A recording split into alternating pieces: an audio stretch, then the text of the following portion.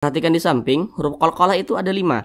Salah satunya adalah huruf jim. Belajar mengaji Al-Quran ini kami peruntukkan untuk segala usia, baik itu Bapak Ibu yang lansia, saudara pemula.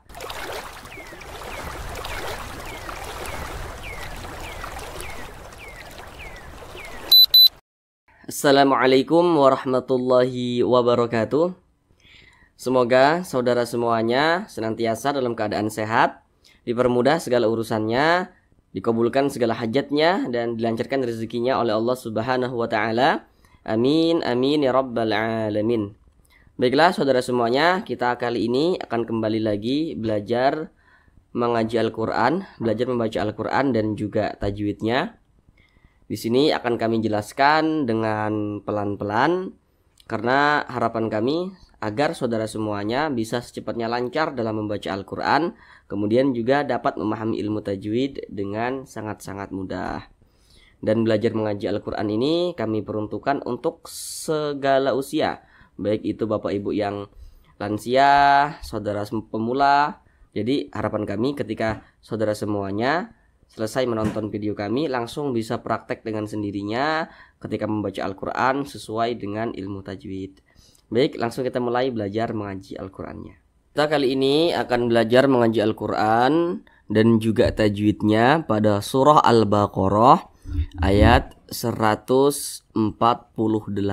Nah, di sini akan kami bacakan terlebih dahulu dengan pelan-pelan.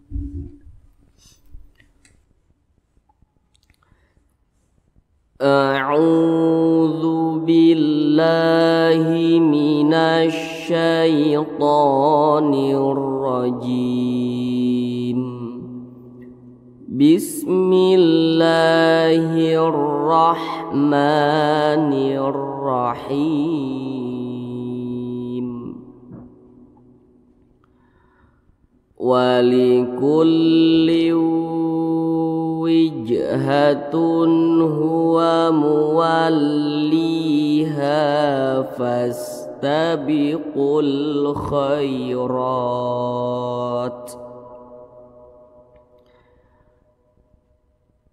aynama takunu ya'ti bikumullahu jami'an.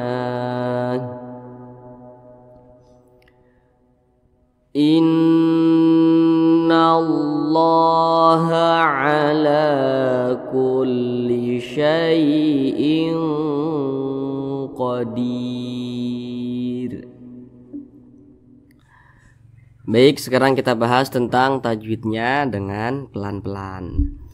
Yang pertama di sini ada tanwin, tanda baca tanwin berjumpa dengan huruf wa. Namun sebelum itu, perhatikan dulu di samping. Ketika kita membaca Al-Quran, apabila berjumpa dengan huruf nun sukun atau berjumpa dengan salah satu tanda baca tanwin.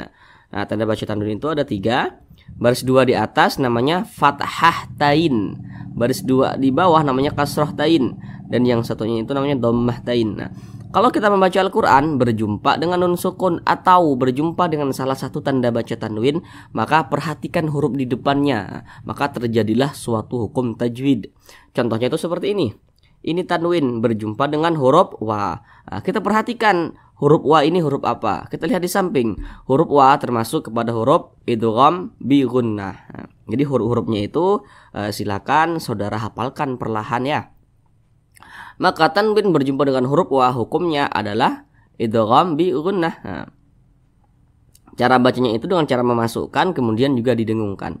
Apa yang dimasukkan? Nah, maka tanwin ini dimasukkan ke huruf wa. Jadi dibaca kulliu, jangan dibaca kullin, tapi dibaca kulliu. Nah, kemudian didengungkan. Suaranya itu kita tahan hingga panjangnya itu 2 harokat atau kira-kira 2 ketukan. Walikulli wijhatun. Kemudian di sini ada huruf jim, dia sukun. Nah, tanda sukun itu seperti ini atau tanda huruf mati. Perhatikan di samping, huruf qalqalah itu ada 5. Salah satunya adalah huruf jim. Apabila dia sukun atau karena disukunkan sebab kita berwaqaf, nah misalnya seperti itu, maka itu cara bacanya itu dipantulkan. Nah, Ini huruf jim dia sukun. Nah, berarti cara bacanya dipantulkan. Mantul seperti itu. Jangan dibaca seperti ini. Wijhatun. Nah, tidak ada pantulannya, maka itu salah. Dia harus ada pantulannya. Wijhatun. Nah, seperti itu. Dan dia tergolong kepada qalqalah sugro atau qalqalah kecil. Jadi pantulannya itu kecil saja. Karena dia berada di tengah kalimat, nah, atau di tengah bacaan. Wijhatun. Nah, seperti itu. Kemudian tanwin berjumpa dengan huruf H. Tadi di sini sudah kami ingatkan kalau kita membaca Al-Qur'an berjumpa dengan nun sukun atau salah satu tanda baca tanwin, maka perhatikan huruf di depannya. Terjadilah suatu hukum tajwid. Ini tanwin berjumpa dengan huruf H. Nah, maka terjadilah hukum tajwid. Nah, perhatikan huruf di depannya. Huruf H itu huruf apa? Perhatikan di samping. Huruf H rupanya termasuk kepada salah satu huruf izhar halqi. Nah, silakan dihafal huruf izharnya itu dengan pelan-pelan. Maka izhar halqi berarti hukumnya ini. Nah, dan dibaca jelas, tidak berdengung. Nah, jadi dibaca jelas, jangan dipanjangkan, jangan ditahan suaranya. Jadi pendek saja. Wijhatun huwa muwalliha. Wijhatun huwa muwalliha. Pendek saja seperti itu. Kemudian li dibaca panjang. Perhatikan tanda rumus mad tabi'i yang di kotak warna hijau. Nah, perhatikan. Nah, apabila kita membaca Al-Qur'an berjumpa dengan huruf ya sukun. Nah, kemudian apabila huruf yang posisinya tepat berada di belakang huruf ya sukun, apabila dia memiliki tanda baca kasrah, maka huruf tersebut dibaca panjang. Nah, baris ke bawah ini disebut juga dengan harokat kasrah atau tanda baca kasrah. Nah, di sini ada ya sukun, nah, di belakangnya ada huruf yang berbaris ke bawah atau berharokat kasroh, maka huruf yang posisinya tepat berada di belakang huruf ya sukun, apabila dia berharokat kasroh maka dibaca panjang. Nah, jadi setiap menemukan huruf ya sukun, kalau di belakangnya itu ada huruf apa saja, asalkan dia berharokat kasroh atau memiliki tanda baca baris ke bawah, maka huruf tersebut dibaca panjang. Nah, jika posisinya itu tepat berada di belakang huruf ya sukun. Mad tabi'i panjangnya itu 2 harokat atau kira-kira 2 ketukan. Huwa muwalliha. Ha juga dibaca panjang. Perhatikan rumus mad tabi'i yang di kotak warna merah. Apabila kita membaca Al-Qur'an berjumpa dengan huruf alif, kemudian apabila huruf yang posisinya tepat berada di belakang huruf alif, apabila dia memiliki tanda baca baris ke atas atau tanda baca fathah, maka huruf tersebut dibaca panjang. Ini ada alif, di belakangnya ada huruf yang memiliki tanda baca fathah. Baris ke atas ini disebut juga dengan tanda baca fathah atau harokat fathah. Nah, maka huruf H dibaca panjang. Nah, jadi kalau ya tadi, kalau ya sukun pasangannya baris ke bawah atau kasroh. Kalau dia alif pasangannya adalah baris fathah, sehingga huruf di belakangnya itu dibaca panjang. Mad tabi'i panjangnya 2 harokat atau kira-kira 2 ketukan. Muwalliha fastabiqul. Nah, supaya tidak bingung perhatikan di sini. Nah, di sini kan kalau kita melihat rumus mad tabi'i yang di kotak warna merah, seharusnya kan huruf fa dibaca panjang. Karena di sini ada alif, di sini huruf fa memiliki tanda baca fathah. Kalau kita merujuk kepada kotak warna merah dari rumus mad tabi'i, seharusnya fa dibaca panjang. Akan tetapi fa tidak dibaca panjang, fa dibaca pendek. Kenapa? Karena di depannya ada huruf yang sukun. Nah, maka fa di sini tanda panjangnya itu gugur. Nah, jadi tanda panjang itu bisa saja gugur kalau misalkan di depannya ada huruf yang bertasydid, di depannya ada huruf yang sukun. Bisa saja gugur walaupun tidak semua, tapi kebanyakan bakalan gugur. Nah, maka fa dibaca pendek. Fastabiqul pendek saja. Fastabiqul khairat. Nah, kemudian ro dibaca tabkhim, dibaca tebal karena dia berbaris fathah atau berbaris ke atas. Khairat. Nah, kemudian di sini ada huruf ta. Nah, kita baca khairat, jangan khairati, jangan. Nah, ketika kita berwakaf atau berhenti pada huruf ta, maka huruf ta harus disukunkan. Jadi ketika kita membaca Al-Quran, apabila kita berhenti atau berwakaf di huruf yang tidak dibaca panjang, maka huruf tersebut harus kita sukunkan. Kita berhenti pada huruf ta, sedangkan huruf ta tidak dibaca panjang, nah maka huruf ta kita sukunkan, maka dibaca khairat. Nah seperti itu. Kemudian huruf ta ini dia sukun. Nah, dan huruf ta salah satu huruf yang memiliki sifat hamas. Nah, jadi cara melafazkannya itu ada aliran udara yang keluar daripada mulut kita. Khairat, khairat. Nah, seperti itu. Sehingga ada seperti suara desisan, seperti ada suara desisan ular. Khairat. Nah, seperti itu. Nah, kemudian ro ini dibaca panjang. Nah, perhatikan tanda mad yang 1, 2 sampai 4. Fokus yang nomor 1. Apabila kita membaca Al-Quran, kemudian berjumpa dengan alif kecil yang berdiri di atas suatu huruf, maka huruf tersebut dibaca panjang. Ini ro, di atasnya ada alif kecil. Nah, berarti huruf ro dibaca panjang. Pada awalnya ini namanya mad tabi'i, akan tetapi mad tabi'inya itu berjumpa dengan huruf yang kita sukunkan atau yang kita matikan, sebab kita berwakaf di huruf tersebut dan huruf tersebut tidak dibaca panjang. Makanya kita sukunkan. Nah, seperti penjelasan pada huruf ta ini tadi. Maka namanya berubah menjadi mad arid li sukun. Panjangnya itu boleh 2 harokat atau kira-kira 2 ketukan, boleh 4 harokat atau kira-kira 4 ketukan, hingga 6 harokat atau kira-kira 6 ketukan. Nah, yang terpenting konsisten dalam sekali bacaan. Kalau misalkan untuk awal-awal itu yang terpenting kita tahu dulu tanda panjangnya itu kita tahu. Nah, nama-nama madnya itu tanpa kita hafal dulu tidak apa-apa. Yang terpenting kita tahu panjangnya seperti itu. Oh ini dibaca panjang, oh ini dibaca panjang seperti itu.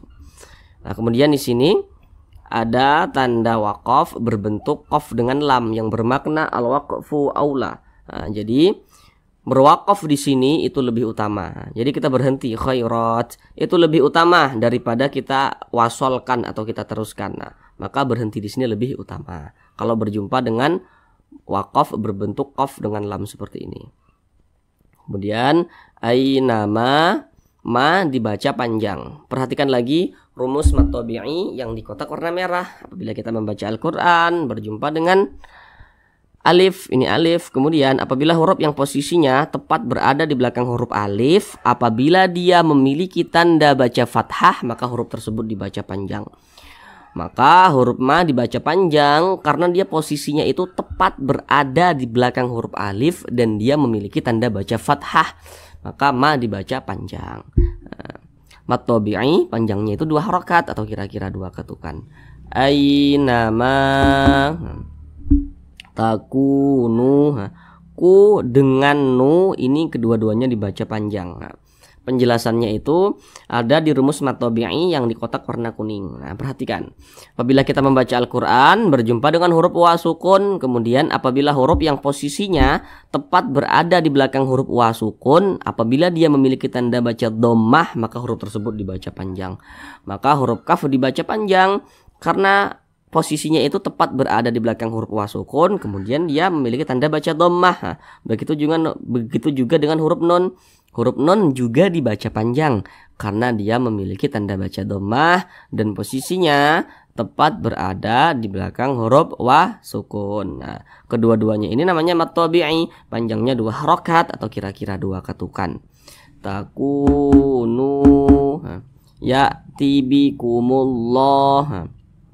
Kemudian kalau kita membaca Al-Quran berjumpa dengan kalimat Allah, kemudian apabila huruf yang posisinya itu tepat berada di belakang kalimat Allah, apabila dia berbaris dhammah seperti ini atau berbaris fathah, baris fathah itu baris ke atas seperti ini, nah, maka kalimat Allah dibaca tabkhim, dibaca tebal. Nah, maka ini ada kalimat Allah, di belakangnya ada huruf yang berbaris dhammah atau memiliki tanda baca dhammah, maka Allah dibaca tebal. Bikumullah, bikumullah. Nah, jangan dibaca bikumullah, salah, tapi dibaca tebal. Bikumullahu jami'a. Nah, seperti itu. Nah, kemudian Di sini mi dibaca panjang. Mohon maaf, di sini ada yang terlewatkan sedikit. Nah, kalimat Allah dibaca panjang. Perhatikan tanda mad yang 1 sampai 4 itu, perhatikan yang nomor 1, apabila kita membaca Al-Qur'an berjumpa dengan alif kecil yang berdiri di atas suatu huruf, maka huruf tersebut dibaca panjang. Nah, ini di atas kalimat Allah ada alif kecil, maka kalimat Allah dibaca panjang. Nah, tapi saudara semuanya, kalau misalkan nanti saudara semuanya mungkin pergi ke tanah suci, semoga bisa umrah dan haji ya, kemudian membuka Al-Qur'an di tanah suci, Al-Qur'an Mushaf Madinah. Nah, itu silakan saudara lihat video-video kami di awal. Nah, itu kami menggunakan Al-Qur'an Mushaf Madinah itu. Itu kalau di Al-Qur'an Mushaf Madinah ada kalimat Allah seperti ini. Di atasnya itu tidak ada alif kecil. Nah, maka kalimat Allah harus tetap dibaca panjang. Nah, jadi kalau saudara nanti membuka Al-Qur'an menemukan kalimat Allah seperti ini, di atasnya tidak ada alif kecilnya, tapi itu harus tetap dibaca panjang. Karena kalau di Al-Qur'an Mushaf Madinah itu di atas kalimat Allahnya dia tidak ada alif kecilnya. Nah, itu untuk tambahan pengetahuan saja. Kemudian jami mi dibaca panjang. Di rumus mat tabi'i yang warna hijau, perhatikan ketika kita membaca Al-Qur'an, apabila berjumpa dengan huruf ya sukun, kemudian apabila huruf yang posisinya itu tepat berada di belakang huruf ya sukun, apabila dia memiliki tanda baca kasrah, maka huruf tersebut dibaca panjang. Mi dibaca panjang karena di sini ada ya sukun dan di belakangnya hurufnya berharokat kasrah. Mat tabi'i panjangnya 2 harokat atau kira-kira 2 ketukan. Jami'ah. Kemudian ketika kita berwaqaf pada huruf ain, maka dibaca jami'ah, jangan dibaca jami'an, tapi dibaca jami'ah dan dipanjangkan a-nya. Jadi perhatikan kalau saudara membaca Al-Qur'an menemukan ciri-ciri seperti ini. Di sini ada alif, kemudian di belakangnya itu ada fathah tain, ini fathah tain namanya. Nah, kemudian berwaqaf, maka n-nya itu dihilangkan, maka dibaca jami'ah. Jangan dibaca jami'an, jami'ah, dipanjangkan 2 harokat. Nah, ini namanya mad iwad. Nah, kemudian di sini ada tanda waqaf berbentuk qaf dengan lam. Penjelasannya tadi sudah di atas ini. Langsung kita ke bawah sini. Di sini ada huruf nun bertasydid. Nah, perhatikan di samping huruf nun bertasydid, huruf mim bertasydid, hukumnya gunnah musyaddadah. Perhatikan catatan di bawahnya. Dengan catatan di bawahnya itu, apabila huruf yang posisinya itu tepat berada di belakang huruf nun bertasydid dan mim bertasydid, apabila dia memiliki tanda baca fathah atau kasrah atau dhammah, nah maka huruf nun bertasydidnya hukumnya gunnah musyaddadah. Kami buat catatan di bawahnya itu supaya saudara semuanya tidak bingung. Karena nanti tidak semua nun bertasydid dan mim bertasydid itu hukumnya gunnah musyaddadah. Kalau misalkan di belakangnya itu kemasukan tanwin atau nun sukun, maka supaya tidak bingung kami buat catatan di bawahnya. Gunnah musyaddadah cara bacanya itu digunnahkan. Nah, digunnahkan atau didengungkan. Nah, panjangnya itu 2 sampai dengan 3 harokat. Innallah. Nah, seperti itu. Kemudian di sini ada kalimat Allah. Ada kalimat Allah di belakangnya hurufnya berharokat fathah atau memiliki tanda baca fathah. Tadi sudah kami jelaskan tadi di sini. Di sini sudah kami jelaskan kalau berjumpa kalimat Allah, apabila di depannya berjumpa dengan tanda baca fathah atau tanda baca dhammah seperti ini, maka kalimat Allah itu dibaca tebal, dibaca tafkhim. Innallah, nallah, tebal seperti itu. Jangan dibaca innallah, jangan, tapi ditebalkan. Innallah, seperti itu. Kemudian kalimat Allah dibaca panjang karena di atasnya ada alif kecil. Sesuai dengan tanda mad yang di nomor 1 itu. La juga ini mat tabi'i panjangnya 2 harokat atau kira-kira 2 ketukan. La juga dibaca panjang karena di atasnya ada alif kecil. Nah, mat tabi'i panjangnya 2 harokat atau kira-kira 2 ketukan. Nah, kemudian di sini tanwin berjumpa dengan huruf qaf. Nah, perhatikan di samping huruf qaf termasuk kepada huruf ikhfa hakiki. Nah, maka tanwin berjumpa dengan huruf qaf hukumnya ikhfa hakiki ab'ad. Nah, maka cara bacanya itu disamarkan kemudian juga didengungkan, tapi dia tergolong kepada ab'ad. Nah, karena makharijul huruf nun dengan huruf qaf itu dia jauh. Nah, ini kan syai'in, nah, ada kan nunnya syai'in gitu kan. Nah, huruf nun dengan huruf qaf itu makharijul hurufnya jauh dia. Jadi cara bacanya itu suara dengungnya itu lebih dominan daripada suara samarnya. Jadi lebih condong berbunyi eng, nah, tapi disamarkan. Syai'in qadir, syai'in qadir. Nah, ketika mengucapkan huruf qafnya itu ditebalkan. Jangan syai'in qadir. Nah, itu kurang tepat, tapi ditebalkan. Syai'in qadir. Nah, karena huruf qaf ini termasuk kepada huruf isti'la. Kemudian dir, nah, di sini ada huruf ya sukun, di belakangnya hurufnya berharokat kasroh. Nah, perhatikan rumus mad tabi'i yang di kotak warna hijau. Nah, apabila ada huruf ya sukun kemudian di belakang huruf ya sukun hurufnya berharokat kasroh atau milik tanda baca baris ke bawah, maka hurufnya dibaca panjang, maka huruf da dibaca panjang. Pada awalnya ini namanya mad tabi'i, akan tetapi mad tabi'inya itu berjumpa dengan huruf yang kita sukunkan atau kita matikan sebab kita berwaqaf, sedangkan huruf tersebut tidak dibaca panjang, maka namanya berubah menjadi mad arid li sukun. Panjangnya boleh 2 harokat, boleh 4 harokat hingga 6 harokat, tapi konsisten dalam sekali bacaan. Nah, maksudnya konsisten dalam sekali bacaan ini, kalau di sini tadi itu dibaca 2 harokat, di sini juga harus 2 harokat mad arid li sukunnya. Kalau di sini 4, di sini juga harus 4, seperti itu. Syai'in qadir. Nah, kemudian huruf ro kita baca qadir. Nah, jangan dibaca qadirun tapi qadir. Nah, ketika kita berwaqaf di huruf yang tidak dibaca panjang, maka huruf tersebut harus kita sukunkan, maka dibaca qadir. Kemudian huruf ro dibaca tipis karena di belakangnya ada huruf ya sukun dan kita berwaqaf di huruf ro. Jadi kalau kita berwaqaf pada huruf ro dibaca tipis, dibaca tarkik karena di belakangnya ada huruf ya sukun. Nah, seperti itu. Sekarang kita ulang bersama-sama dari awal. Walikulli wijhatun huwa muwalliha fastabiqul khairat aynama takunu ya'ti bikumullahu jami'a innallaha ala kulli syai'in qadir. Shadaqallahul azim. Kalau misalkan ada yang masih ngeganjal di dalam hati atau belum dipahami, jangan sungkan-sungkan ya saudara semua, silahkan komen saja di bawah. Terima kasih. Assalamualaikum warahmatullahi wabarakatuh.